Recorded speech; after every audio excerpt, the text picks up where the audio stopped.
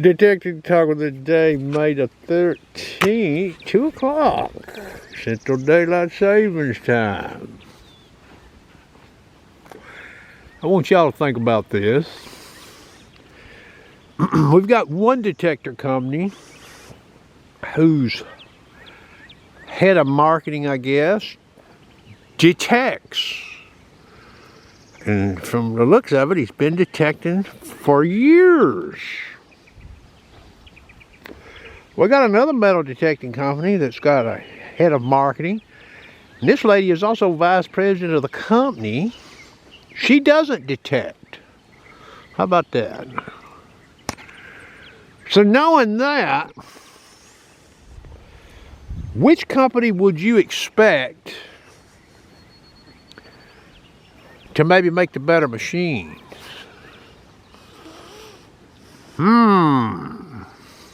Get my drift? Now this lady that doesn't detect, now she's no fool, okay? She's no fool. She understands detector lingo and what it means, okay? She's probably watched a lot of YouTube videos done by different people, probably even including me. Maybe that's how she got so smart, huh?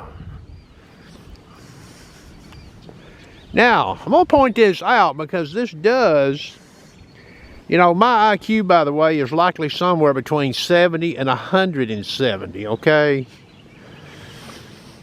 This version 9.09 for this Vortex, if you go over there and you read the little specs on this that the manufacturer supplied on their website, Garrett.com, they use this term reactive. And I find that a little strange, you know? Why is that? Because that word is not used anywhere in the user's manual, I don't believe, of that Vortex. And it's never been used in any other manual, I believe, that manufacturer, as far as detectors made, has made. There's only one company that's used this word reactivity that I know of. XP. Most other companies call it recovery speed or speed. So I'm starting to wonder, did this company that made the Vortex, did they happen to have a look-see at a XPJS product, comparing how it reacts coming over bigger targets, going to more coin-sized targets, and bigger non-ferrous targets like smash cans going to coin-sized targets? I wonder. Now, I want you to think about this. Let's just assume no other detector had ever been made. Period. And out of the sky dropped a Vortex. Well, what would you think about it? Remember, you never run any other detector in your life because it didn't exist.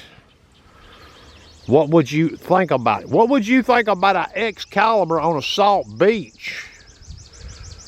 If that was the only detector made, multi-frequency, that would stay stable on a salt beach, what would you think about that? You'd think that's the best damn thing since sliced bread, wouldn't you? But we know that's not the case with the Excalibur, correct? There's other machines that will do things it won't do. And there's other machines that will do what that Vortex won't do. So you don't know how good a machine is, technically, unless you've run some other detectors. Even some models made by the same manufacturer, right?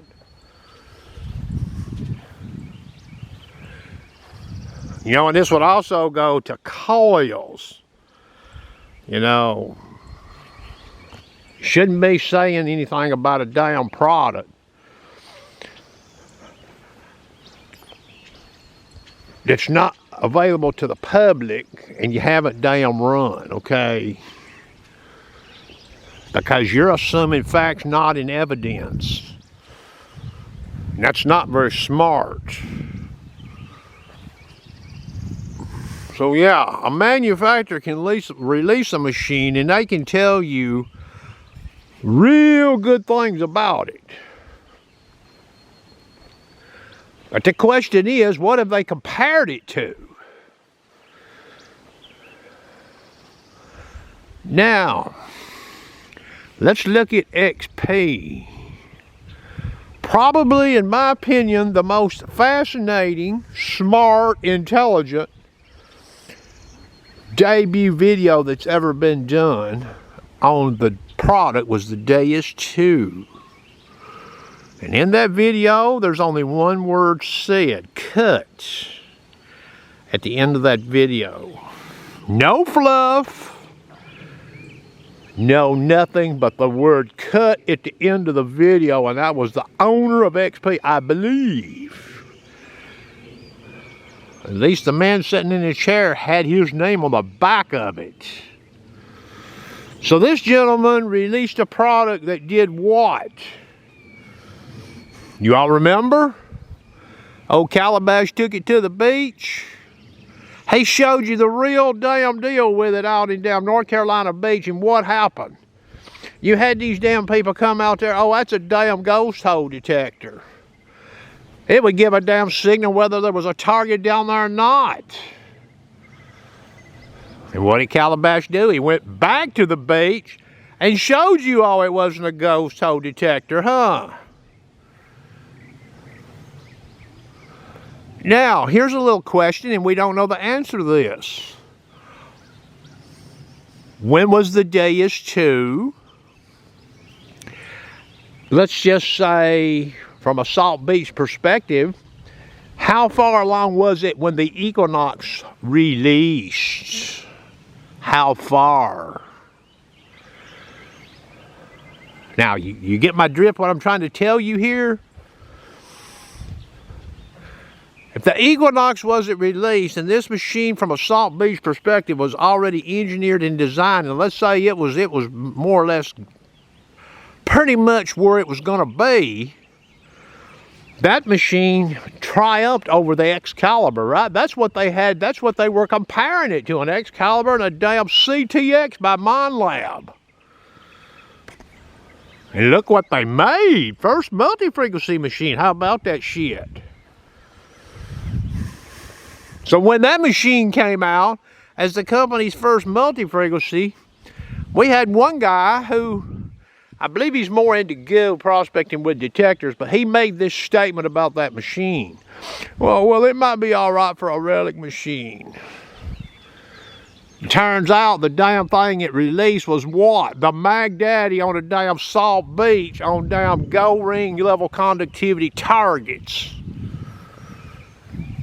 For depth. How about that shit?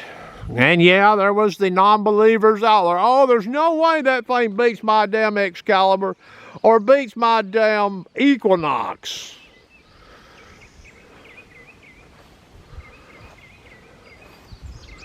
Now I want you to think about this.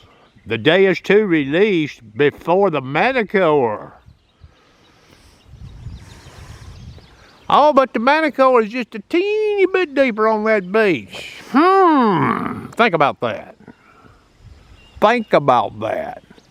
How deep would that Manticore have been on a Salt Beach if the Deus 2 would have been delayed in release?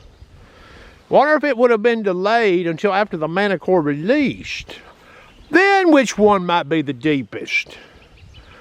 Barring a firmware update done by the manufacturer, Minelab, to maybe make the machine the way it is now.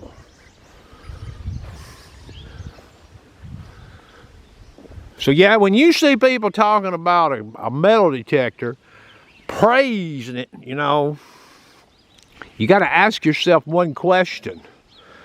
What else have they run? And where did they run it? And maybe a little bit about how long they run it. You know, you don't need somebody standing in a damn test garden dropping a hammer on a detector, giving it the all clear. Oh, well, I've only had it on for 5 minutes, boys. It's doing everything it's supposed to do. You don't do that. Hell, you can't run the damn thing an hour and make that statement. You got to conditionalize when you say something like that about a detector. Maybe it's doing well with one attribute, but there's many attributes a detector has to pass or be, let's just say, average to above average at before it would be deemed a what? A great machine.